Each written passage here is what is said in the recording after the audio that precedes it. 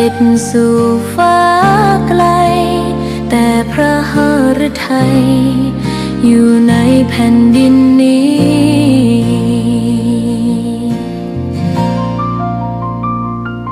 สวนดอกไม้ยังบานดังวันเก่าราวกับเจ้าดอกไม้รู้ว่าพระองค์จากไปแต่กลิ่นหอมยังพัดผ่านใจให้ระลึกถึงพระเมตตาแผ่นดินนี้ยังส่องสว่า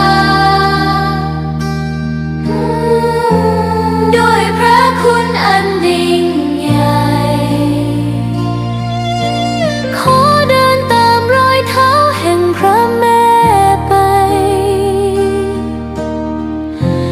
ด้วยศรัทธาไม่เสื่อมคลายขอกราบแทบบาทด้วยรักนิรันดร์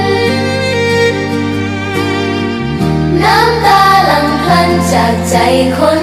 ไทยแม้เสด็จสู่ฟ้าไกลแต่พระหฤทัยอยู่ในแผ่นดินนี้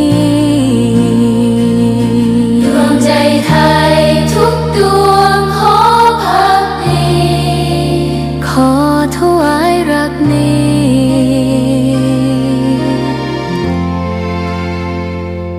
นิรันดร์แด่พระพันปีหลวง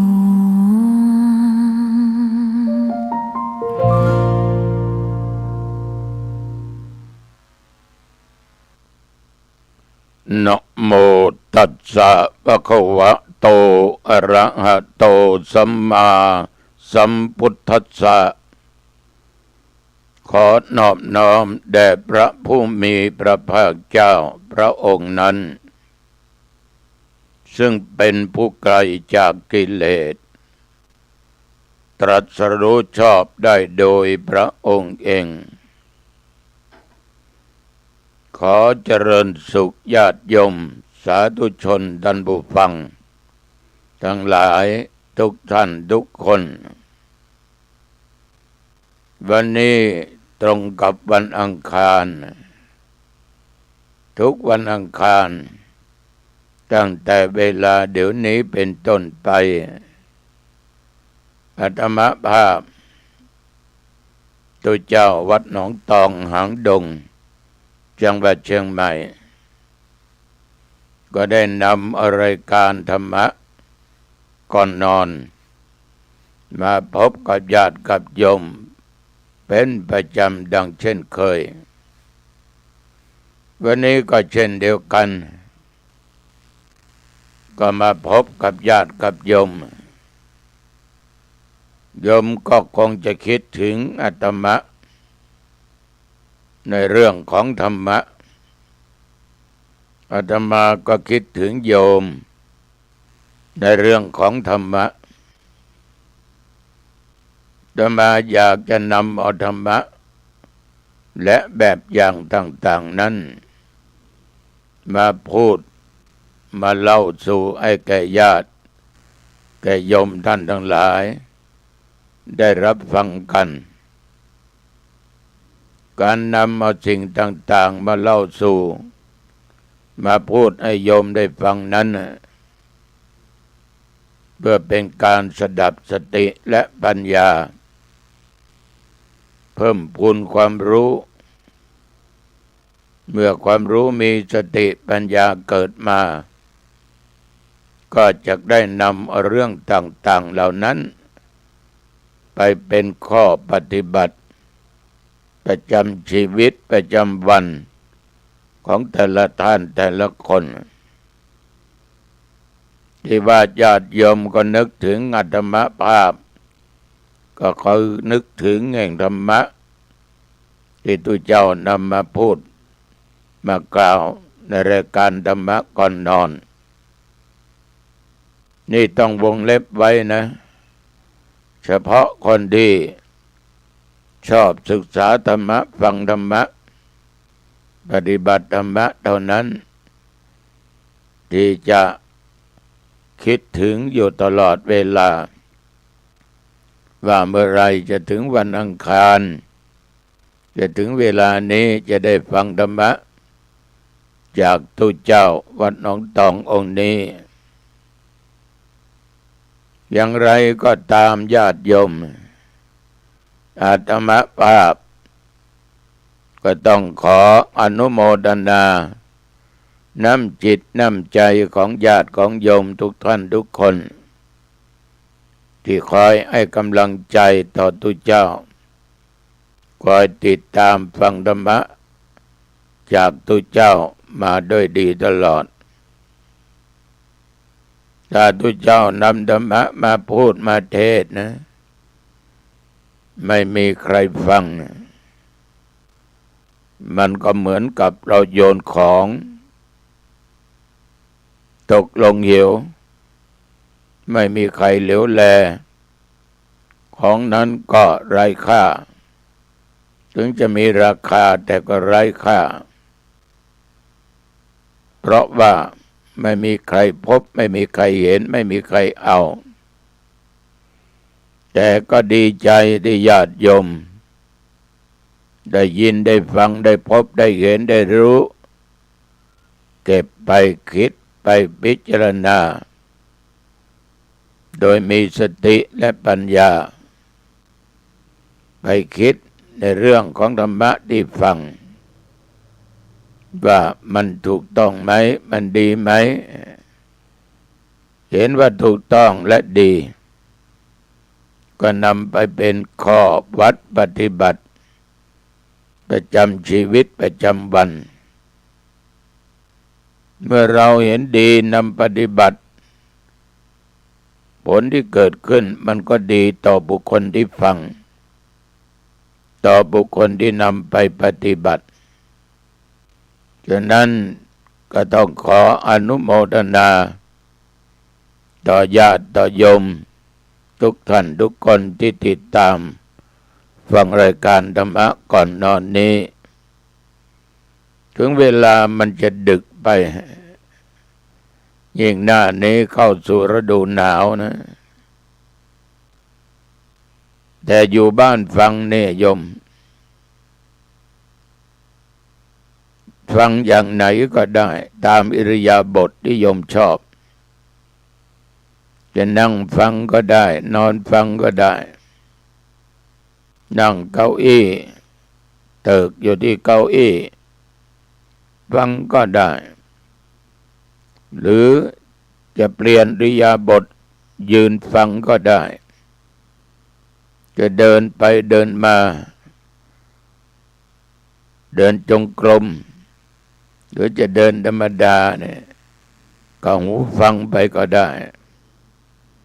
เรียกว่าฟังตามสบายตามสบายเพราะการฟังธรรมะที่เราอยู่บ้านมันฟังได้สะดวกตามอิริยาบถแต่ถ้าไปฟังกับหมู่มากนั่งกันเป็นหมู่เป็นคณะนี่ลำบากเขานั่งฟังเรายืน หรือเดินไปเดินมามันก็คงไม่เหมาะต่อสถานที่ต่อการเวลาต่อตัวบุคคลฉะนั้นท่านทั้งหลายก็ฟังตามสบายตามสบายหรือฟังไปได้ประมาณ 7-8 นาที10 นาทีจิตสงบดีหลับปุ๋ยไปก็ไม่เป็นไรนะเพราะเราฟังแล้วแต่จิตของเรานะก็ตั้งมั่นหูก็ได้ยินแต่ตามันลืมไม่ขึ้นนะมันก็หลับไปฟังธรรมะแล้วหลับนะญาติโยมจิตใจเราก็ปกติแหละพอเราได้รับธรรมะเข้าไปเหมือนเบื้องต้นเมื่อกี้นี้ธรรมาตั้งนะโมแล้วก็มีคำแปลให้ญาติโยม โยมฟังแล้วก็นำไปคิด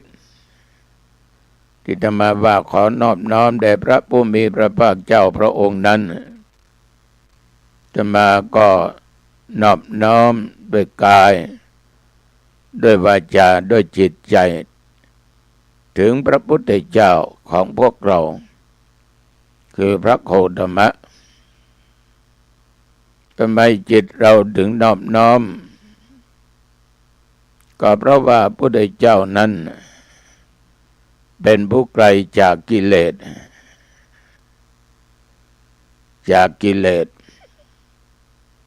ตัวตัณหาคือความอยากเป็นกิเลสอย่างหนาแน่นในกามตัณหาภวตัณหาวิภวตัณหาพระพุทธองค์นั้นหมดแล้วซึ่งอาสวะกิเลสทั้งหลายไม่มาแปดเปื้อนในพระทัยหรือจิตใจของพระองค์ตัวเจ้าจึงบอกว่าเหล่านั้นให้ความเคารพเพราะพระพุทธองค์หมดกิเลสตรัสรู้ชอบได้โดยพระองค์เองก็หมายความว่าการเป็นพระสัพพัญญูพุทธเจ้านั้นพระองค์ตรัสรู้เองโดยชอบก็คือเป็นการที่พระองค์มีวิริยะอุตสาหะปฏิบัติภาคเพียรจนได้รู้สิ่งที่เป็นจริงที่เราทั้งหลายพูดกันบ่อยคืออริยสัจสี่เรื่องของทุกข์เรื่องเหตุเกิดทุกข์เรื่องดับทุกข์เรื่องหนทางความดับทุกข์เนี่ยพระพุทธเจ้าตรัสรู้เองโดยชอบก็คือไม่มีใครมาพร่ำสอนพระองค์ตรัสรู้เองฉะนั้นเพียงแต่นะโมตัสสะภะคะวะโต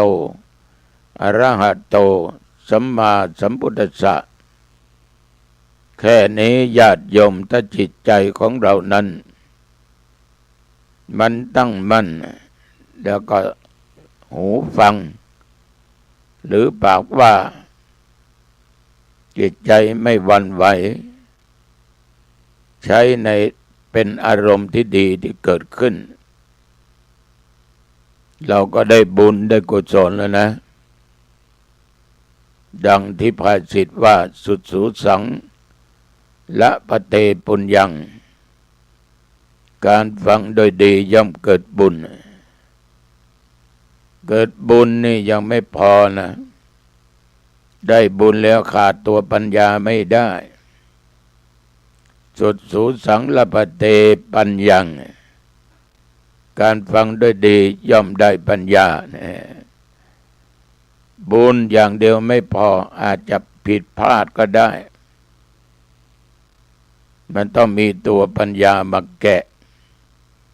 มาพิจารณาเพราะปัญญานั้นเหมือนแสงสว่างแห่งโคมไฟแสงสว่างของเดือนหรือพระจันทร์หรือพระอาทิตย์ก็ให้แสงสว่างในกลางวันในขั้วโลกนี้และขั้วโลกที่อยู่ตรงกันข้ามแสงสว่างของพระจันทร์ก็ให้ความสว่างในกลางคืนแสงสว่างของโคมไฟสามารถจุดได้ทั้งในที่โล่งและที่ลับเช่นในถ้ำมนุษย์ที่มีปัญญาก็ทำแสงสว่างเกิดขึ้นเหมือนมีไฟฟ้าติดไฟฟ้าเข้าไปเขาได้มีปัญญานั้นยมไม่เพียงคิดจะติดไฟฟ้าหลอดไฟเข้าไปให้เกิดความสว่างไสวในถ้ำเหมือนถ้ำทับเต่าถ้ำเชิงดาวถ้ำเมืองออนเหล่านี้เป็นต้นเราเข้าไปก็มีไฟฟ้าให้แสงสว่างมีที่ขึ้นมีที่ลง หนทางยากมีหิวมีอะไรจิปาถะถ้าไม่มีแสงสว่างเหล่านี้ก็ตกเหวได้ตกบันไดได้ก็มีแสงสว่างแห่งไฟฟ้าต่อเข้าไปคนมีปัญญาเนี่ยมันรอบรู้แต่บางคนนั้นเพียงแต่ไฟฟ้าอย่างเดียวยังไม่เอาคิดไปไกลยิ่งกว่านั้นเพราะตัวปัญญาเกิดไฟฟ้ามันดับกระทันหันทำไงญาติโยมก็มีหม้อไฟปั่นไฟก็เกิดไฟฟ้าขึ้นกระแสไฟฟ้าแจ้งในถ้ำก็สว่างบางคนยังคิดลึกมากกว่านั้นต้องมีไฟฉายที่มียี่ห้อหน่อยสามารถให้แสงสว่างได้บางคนก็คิดเกิดหัวเทียนมันบอดมันขาดเราจะทำยังไงไฟฟ้าก็บ่มีไฟฉายก็หัวเทียนขาดเอาเข้าไปกี่คนเตรียมไอ้พร้อมหรือคนเดียวก็ต้องเตรียมไอ้พร้อมเอาหัวเทียนไปเอาถ่านไปหรือไฟฉายนั้นมันช็อตแบตเตอรี่เข้าไปกี่คนต้องเตรียมพร้อมคนนั้นดับของคนนั้นเสียคนนั้นดีมันจะรอดอันความมืดนั้นได้ปราศจากภัยต่างๆที่จะเกิดขึ้นได้นี่คือแสงสว่างแห่งปัญญาสามารถกำจัดความมืดอะไรได้ดังนั้นเหมือนองค์สมเด็จพระสัมมาสัมพุทธเจ้ามีแสงสว่างแห่งปัญญารู้เท่าการในของเรื่องกิเลสทั้งหลายว่ากิเลสเหล่านี้เป็นมลทินทำให้จิตใจมัวหมองเศร้าหมองใจไม่ใสสะอาดเวลาจิตออกจากร่างกายคือตายนั้นมันจะไปสู่ทางที่ไม่ค่อยดีนะทางทุกขตินะเขาคิดกันอย่างนี้นะคิดลึกฉะนั้นต้องคิดว่าทำยังไงจะต้องจัดการตัวกิเลสทั้งหลายให้หมดแล้วเราจะไม่ต้องเกิดไม่ต้องแก่ไม่ต้องเจ็บไม่ต้องตายองค์สมเด็จสัมมาสัมพุทธเจ้าท่านขนท่านปฏิบัติด้วยวิริยะอุตสาหะอยากจะพ้นทุกข์ไม่สร้างเหตุคิดจะดับที่ต้นเหตุแล้วปฏิบัติทางดับทุกข์พระองค์ก็ไม่ต้องมาเวียนว่ายตายเกิดอยู่ในโลกวัฏสงสารนี้เหมือนกับเราคือสัตว์โลกทั้งหลายนี่ญาติโยมถ้าหากว่ายังมีตัวกิเลสอยู่ต้องวนเวียนว่ายตายเกิดอยู่อย่างนี้ตลอดมันจะต้องมาเกิดอยู่เพราะมันยังมีเชื้อตัวนั้นก็คือตัวกิเลสนั่นเองฉะนั้นก็จึงขอฝากไว้กับญาติกับโยมการฟังธรรมะไม่ว่าอาตมาภาพหรือพระมหาเถระองค์ไหนองค์ใดก็ตามพระสงฆ์องค์ใดก็ตามที่นำมาแสดงนั้นท่านทั้งหลายก็คือธรรมะทั้งนั้นจะเล่าตามคัมภีร์คัมภีร์ใบลานก็ดีหรือบันทึกเป็นข้อความต่างๆเป็นเล่มเป็นหนังสือก็ตามมันก็คือธรรมะที่ถ่ายทอดลงไปแต่การฟังธรรมะนั้นญาติโยมสิ่งที่ขาดไม่ได้คือสตินี่ตัวสำคัญธรรมาพูดที่ไรยกสติทุกครั้งนะสตินั่นสำคัญโยมได้ยินเสียงโทรศัพท์ของวัดดังเมื่อกี้นี้ หูธรรมาภาพได้ยินแต่สติจะต้องตั้งมั่นไม่หวั่นไหวต่อเสียงที่ได้ยินระยะนี้อาตมาภาพเนี่ยเวลานี้กำลังนั่งพูดธรรมะบันทึกเสียงธรรมะที่จะให้ญาติให้โยมได้ฟังกันแต่มานั่งบันทึกนี้เวลา6 โมงเช้าแล้วก็ได้ประมาณ20 กว่านาทีเสียงโทรศัพท์มันก็ดังแต่กำหนดการของธรรมาภาพนั้นต้องให้ได้50 นาทีเราก็มีสติว่าเรากำลังทำงานตามหน้าที่ของเรากำลังบันทึกเสียงธรรมะให้ญาติให้โยมได้ฟังเสียงดังของโทรศัพท์มันเข้ามาทางโสตทางหูของเราตั้งสติดีเราก็ไม่ไปยุ่งเกี่ยวกับมันเดี๋ยวมันก็คงจะหยุดไปเองดับไปเองในที่สุดมันก็หายไปเองแต่ถ้าสติขาดธรรมะอาจจะวางเครื่องบันทึกเสียงธรรมะเดี๋ยวหันไปยกโทรศัพท์สิ่งที่เราบันทึกก็หายไปฉะนั้นต้องมีสติตึกตองว่าสติคือความระลึกได้ต้องนึกเสมอว่าเวลานี้เรากำลังทำอะไรอยู่พูดอะไรอยู่และเรามีกำหนดเวลาเท่าไรอยู่เมื่อเรารู้อย่างนี้เรามีสติอย่างนี้มันก็ไม่เสียเหมือนบางครั้งนี่ญาติโยมจะมานั่งบรรยายธรรมะ1 ชั่วโมงก็จะจบแล้วอีกประมาณไม่ถึง20 นาทีมีญาติโยมเดินเข้าห้องโถงมาจะมาขอถวายอาหารบ้างทำนั้นทำนี้บ้างอาตมาจะวางเครื่องบันทึกไม่ได้เหมือนเดี๋ยวนี้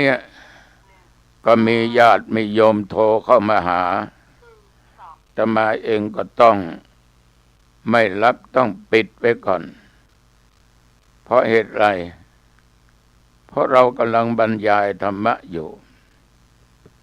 ฉะนั้นอย่างใดก็ตามญาติโยมเรื่องสติเป็นเรื่องสำคัญเวลาโยมไปนั่งฟังเทศน์ฟังธรรมฟังพระสวด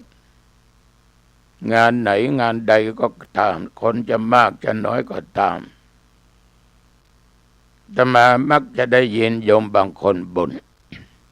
มันไม่สงบหลวงพ่อฟังเทศน์ก็ไม่ได้ฟังดีคนนั้นก็คุยกันคนนี้ก็คุยกันเดี๋ยวเสียงนั้นดังเสียงนี้ดังมันไม่สงบใจโยมเองไม่สงบ ใจโยมเองขาดสติสัมปชัญญะเราขาดสติเมื่อเราขาดสติจิตใจมันก็รับอารมณ์ก็หวั่นไหวก็เลยบอกว่าไม่สงบเคยพูดให้โยมฟังตั้งหลายครั้งไม่ว่าครูบาอาจารย์ไม่ว่ากระหัสชาวบ้านเคยมาพูดมาคุยธรรมาฟังธรรมาถามว่าเดี๋ยวนี้ท่านอยู่ที่ไหนผมไปสร้างกุฏิอยู่ที่ใกล้ถ้ำอยู่ในป่าครับเดินเข้าไปนี่2-3 กิโลออกจากบ้านคนรู้สึกเป็นไงบ้างท่านสงบดีครับหลวงพ่อสงบดีไม่มีเสียงอะไรรบกวนสงบปฏิบัติธรรมก็ได้ปฏิบัติได้อย่างง่ายได้ไม่ต้องไปรับสิ่งนั้นรับสิ่งนี้ท่านเคยอยู่วัดนอกป่าไหม อยู่ครับไม่สงบ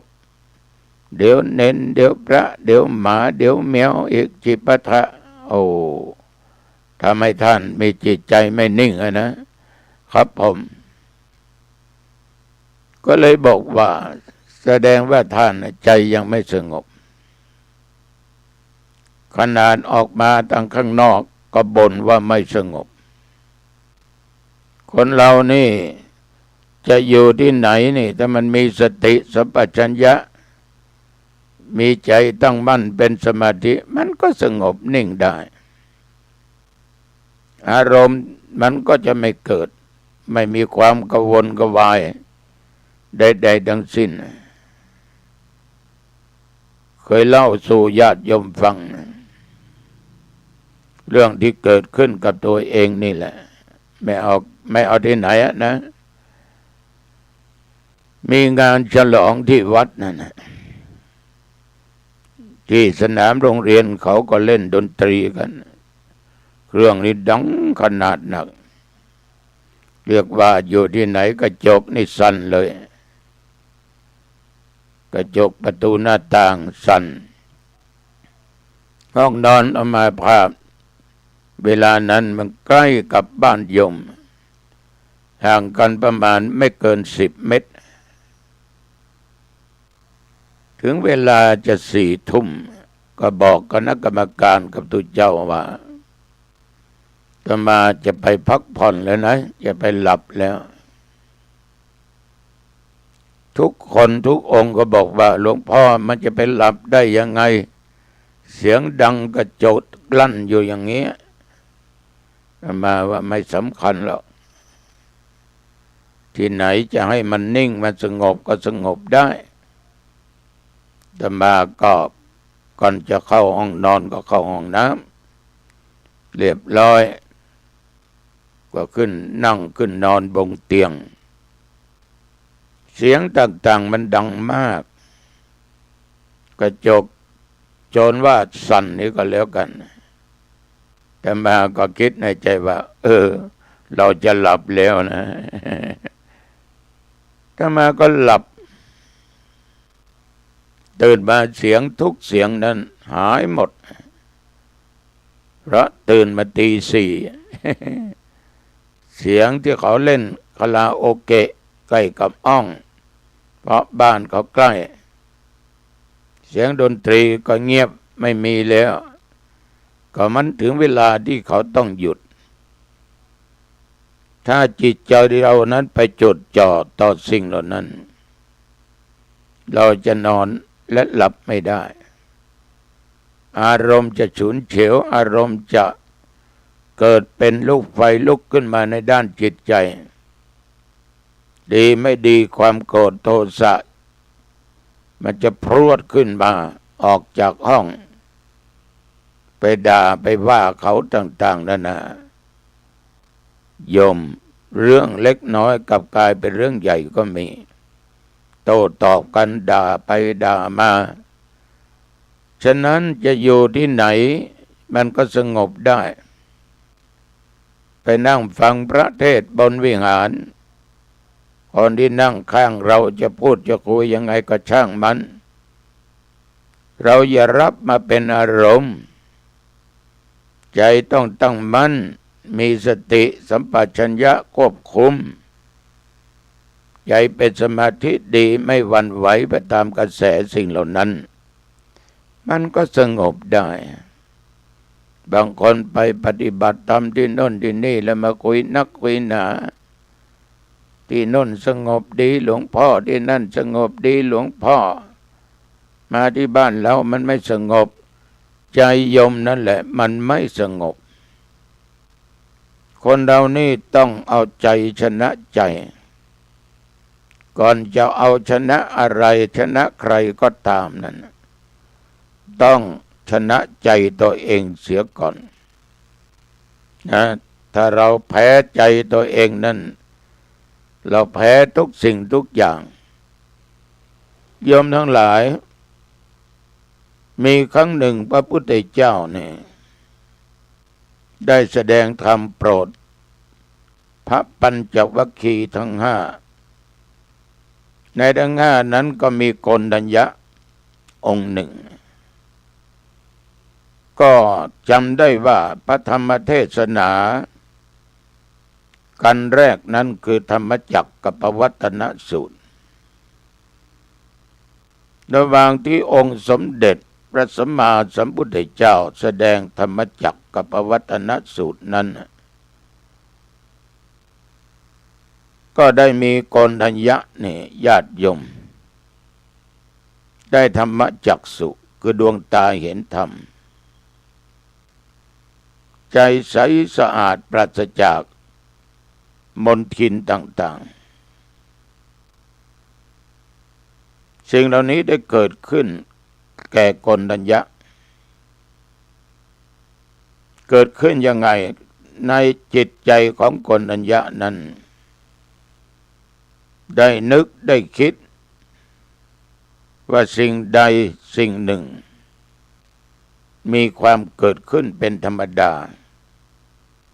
สิ่งนั้นทั้งหมดมีความดับเป็นธรรมดาญาติโยมเคยเกิดขึ้นกับโยมไหมถ้าจิตเราไม่สงบจิตเราไม่นิ่งจิตเราไม่เข้าถึงนี่มันคงจะไม่มีคำนี้เกิดขึ้นโยมบางท่านบางคนไปนั่งฟังเทศน์บางคนนี่โอ้น่าอนุโมทนาตั้งจิตตั้งใจฟังจะมีอะไรเสียงอะไรเกิดขึ้นไม่หวั่นไหวไปตามอารมณ์ที่เกิดจากทางหูมีที่หนึ่งอาตมากำลังนั่งเทศน์อยู่นั่งบนธรรมาสน์มีพระ4 องค์ก็นิมนต์มาสวดอภิธรรม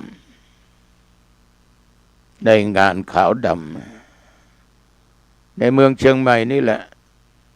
ในสมัยนั้นแถวชลประทานนี่แหละมีงานศพจะมาเทศไปได้ประมาณ20 กว่านาทีเกือบจะจบเหมือนกันเจ้าหน้าที่ตำรวจบุกไปจับวงไฮโลโยมที่เล่นไฮโลกันนั้นนักการพนันวิ่งฮือเข้ามาบุญผ้าที่กั้งไว้นั่นนะหลังธรรมาสน์ที่เป็นสถานที่จัดสัตพิธีโอ้โหญาติโยมพระที่จะสวด4 องค์นั่นนะลุกวิ่งเลยอาตมาก็เทศญาติโยมก็แตกฮือกันไปเกือบหมดพอดีมคณายกหรือพ่ออาจารย์นั่นท่านพระครูหยุดได้แล้วครับหยุดก็หยุดอาตมาก็หยุดแล้วก็ให้พรเป็นพิเศษอายุวันโนสุขังพลังค่อยลงจากธรรมาสน์เพราะเราไม่ตกใจเพราะเรารู้ว่าเจ้าหน้าที่ไล่จับพวกที่เล่นการพนันไม่ใช่มาจับเราจะมาก็เดินขึ้นรถกลับวัดหนองตองอีกครั้งหนึ่งประเทศที่เมืองเมวดีประเทศพม่าวัดนั้นอยู่กลางทุ่งนากว้างมากมีมโหรสพมีการเล่นต่างๆแต่ก็เทศที่ศาลาวัดคนเต็มหมดเทศได้ประมาณ10 กว่านาทีเสียงดังมาแล้วโยมเสียงดังเจ้าอาวาสก็เอามือมาบอกที่ข้างหลังอาตมาภาพเอามือมาจับบอกว่าหลวงพ่อ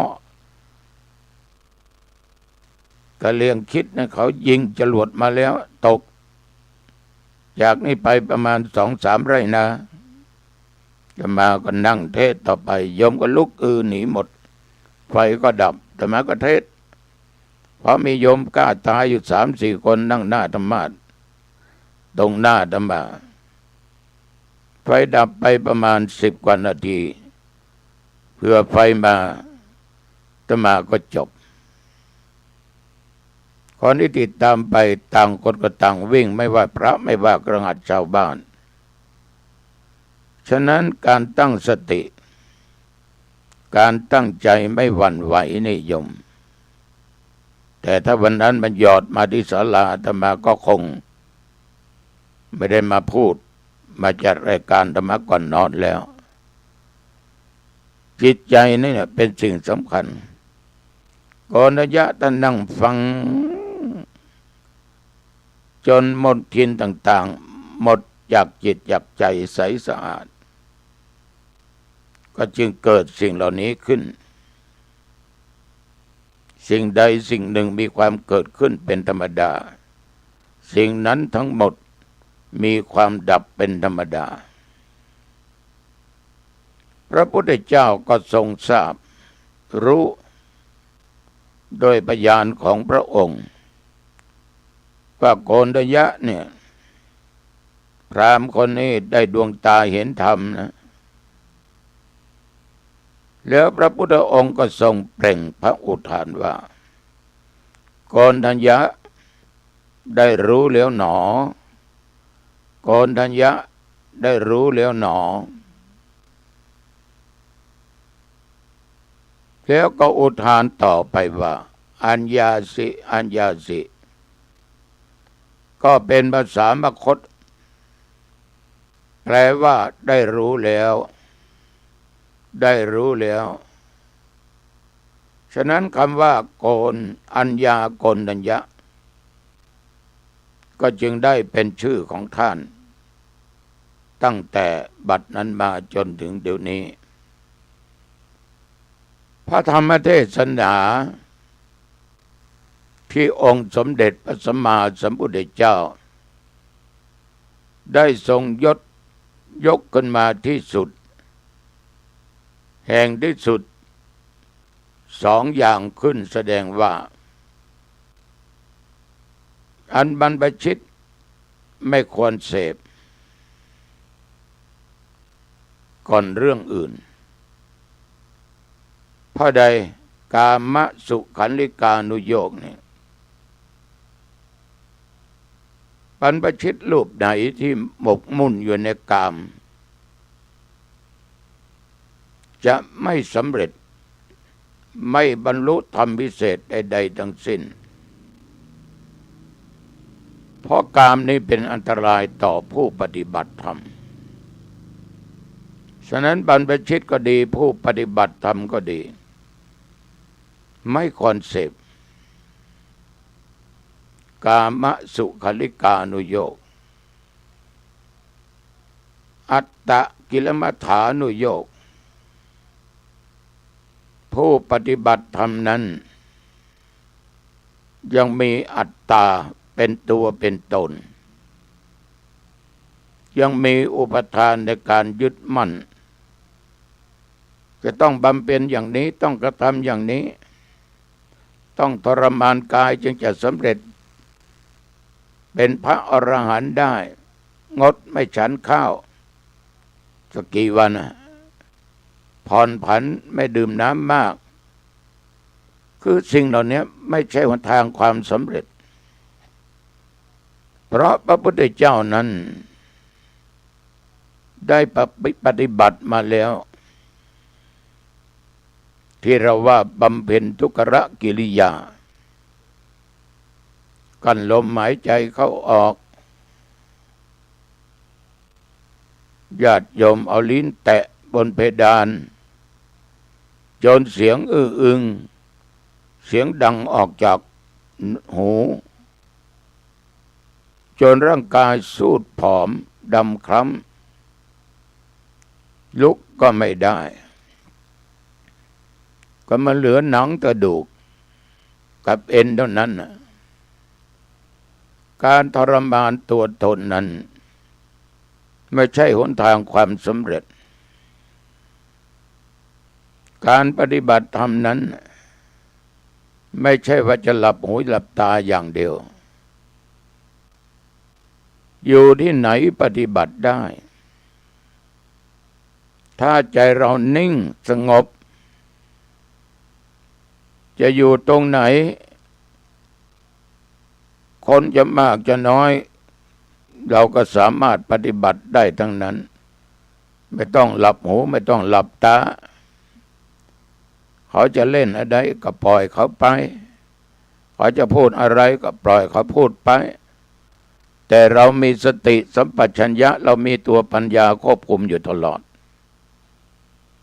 เราก็นิ่งได้สงบได้ดีไม่ดีก็เหมือนกับท่านโกณฑัญญะนะ เอาญาติโยมเราฟังเทศทุกวันเนี่ยมันไม่สำเร็จเพราะเราฟังสักแต่เพียงว่าฟังยังมีอัตตามีตัวมีตนมีความยึดมั่นเมื่อคุยกันนั่นแหละฉันจะฟังเทศฉันจะฟังสวดด่าเข้าไปอยากจะคุยกันไปอยู่ข้างนอกไปไม่ต้องมานั่งตรงนี้ด่าไป ว่าไปก็เพราะมันมีอัตตามีตัวตนมีอุปทานคือความยึดมั่นถือมั่นมันจึงเป็นเช่นนั้นแล้วมันจะสำเร็จผลไหมญาติโยมไม่มีทางทรมานตัวทรมานตนก็ไม่มีทางแล้วคนเราก็หลงไหลกันมากหลงไหลกันมากคนนั้นปฏิบัติเคร่งครัดองค์นี้ปฏิบัติเคร่งครัดญาติโยมท่านผู้ฟัง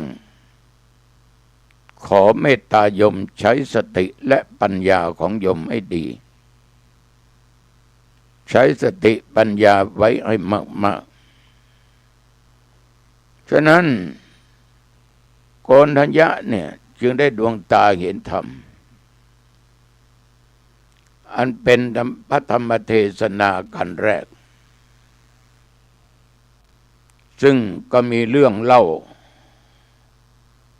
ไว้หลายอย่างหลายประการด้วยกันแต่วันหน้าอาตมาจะนำมาเล่าสู่นำมาพูดให้ญาติให้โยมท่านทั้งหลายได้รับฟังกันโกณฑัญญะนี่ญาติโยมไปได้ดวงตาเห็นธรรมก็ขอบวชพระเจ้าก็บวชด้วยพระองค์เองเป็นพระภิกษุองค์แรกในพระพุทธศาสนา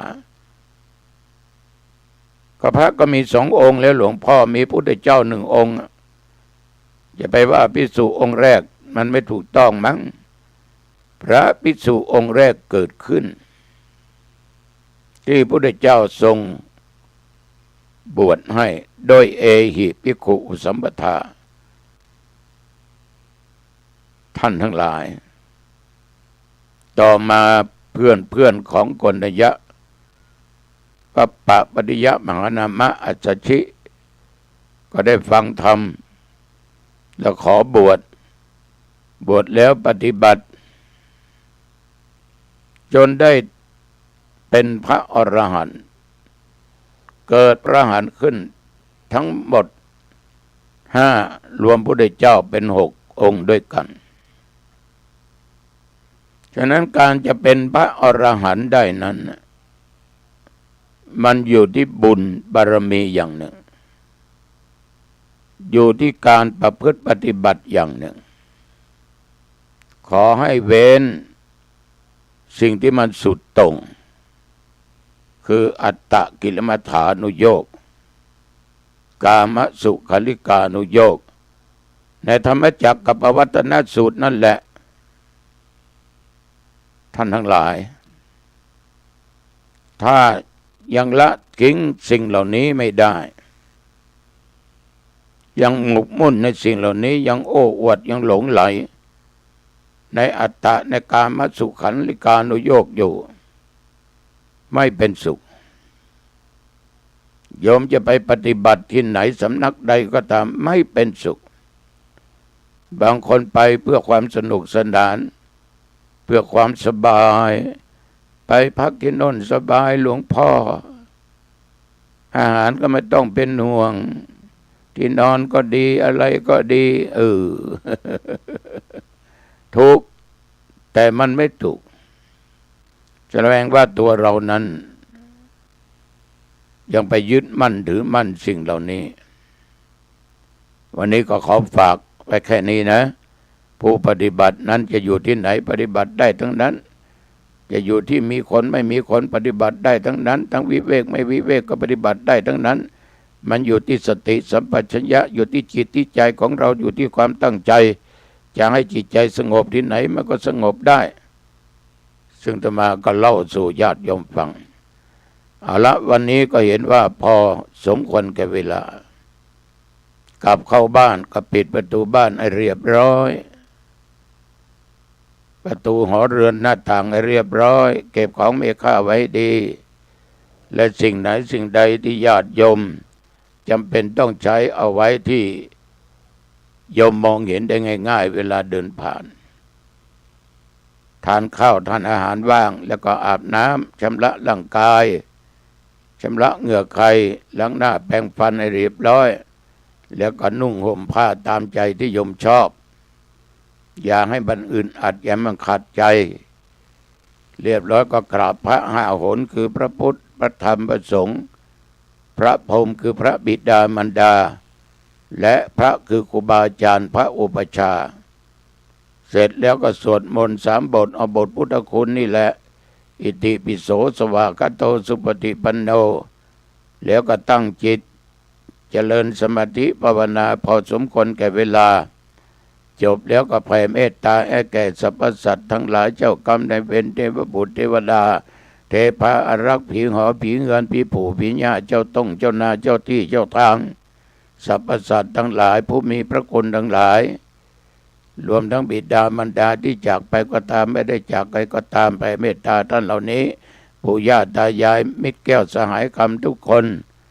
แล้วแผ่เมตตาแก่ตัวเองว่าข้าพเจ้าเกิดมาชาตินี้หรือพบหน้าก็ตามความทุกข์ความยากความอดความอยากอย่าได้เกิดมีแก่ข้าพเจ้าขอข้าพเจ้าได้เกิดร่วมชาติพระศิริยเมตไตรและญาติโยมก็หลับสบายตื่นเช้ามาก็เปล่งปลั่งสบายขอเจริญพร